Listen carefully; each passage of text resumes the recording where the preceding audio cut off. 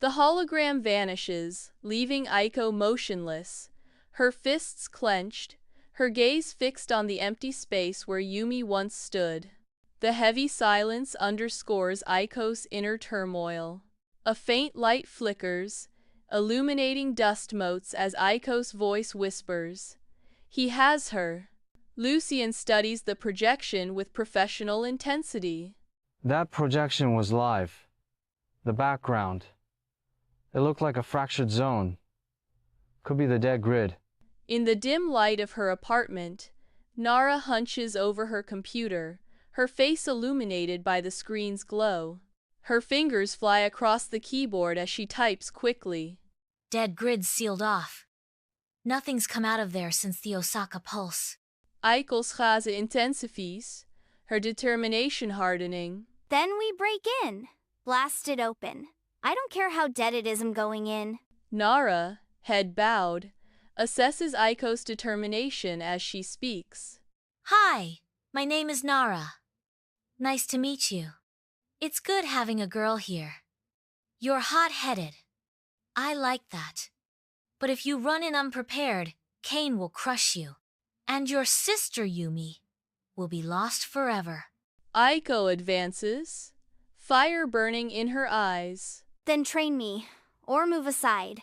I have to find my sister. She is the only person I have left. In the dimly lit warehouse, Lucian and Nara stand face to face, their figures elongated by the shadows.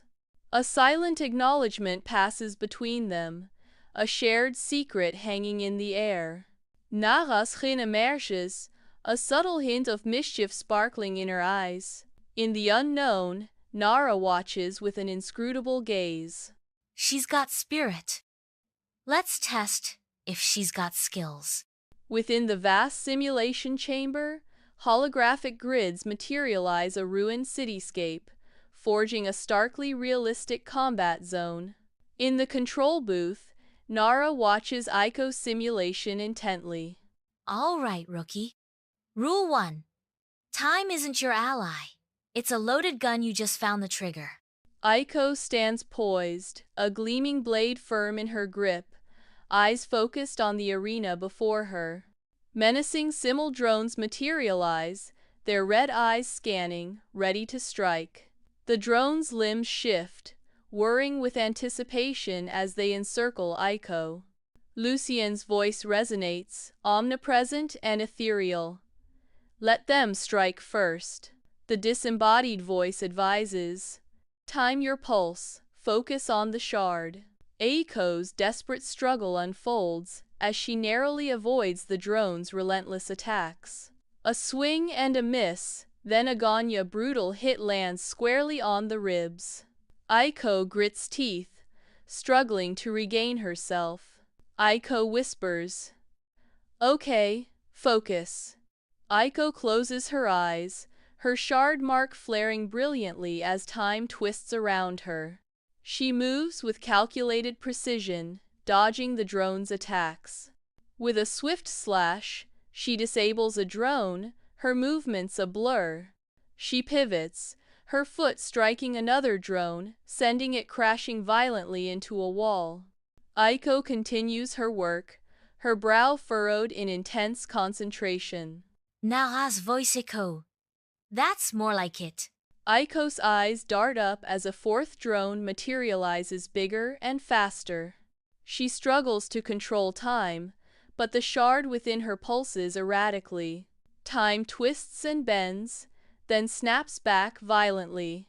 Aiko staggers, her vulnerability exposed. A large drone descends, slamming Aiko to the floor with brutal force. Silence hangs heavy in the air. You push too hard. You don't know how to command the shard yet. Let me borrow your powers. Aiko struggles to rise, her body racked with coughs, the blade in her hand humming with latent power. Aiko stands firm, her resolve hardening as she prepares to demonstrate her determination. Then I'll earn its trust, 1 second at a time. Aiko sits, breathless, above the glowing cityscape. Nara appears with 2 canned coffees. Nara offers Aiko a steaming mug, her expression a mix of concern and wry humor. Here, drink it. It tastes like battery acid but resets your nervous system. Aiko smiles faintly, accepting the coffee. Amusement flickers across Aiko's face as she watches Nara. You're weird. I like it. You're reckless. I like that. They sip in silence, a moment suspended in unspoken understanding. Aiko stands motionless, her worry evident as she speaks of an abduction. Her voice trembles as she recounts. He took her. She looked scared but calm. Her voice softens with admiration. That's her, brave without bragging. Aiko paces, her distress palpable. We'll get her back. Kane's smart, but he plays long games. That gives us a window. Don't worry, we will find your sister.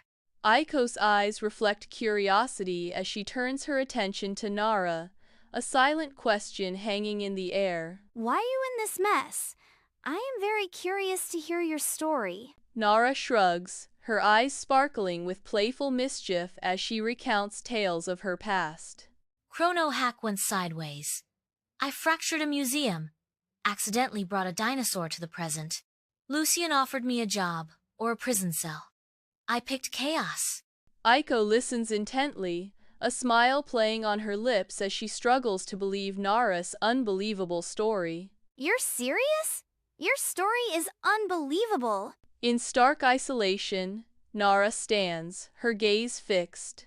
Her voice echoes with determination, deadly. Lucian stands alone in his chamber, a solitary figure silhouetted against the cold light of the console. On the screen, a glitchy video shows a young girl smiling mid-air on a swing. The warmth of the girl's smile sparks a brief, fragile flicker of emotion in Lucian's gaze. Lucian rewinds the video, reliving the fleeting moment as the girl's smile echoes in the cold chamber. Aiko's voice echoes in the void. That your family? A profound melancholy permeates the space as Lucian stands alone, his silhouette a study in sorrow. His voice, a mere whisper in the void, confesses, was lost in the first fracture.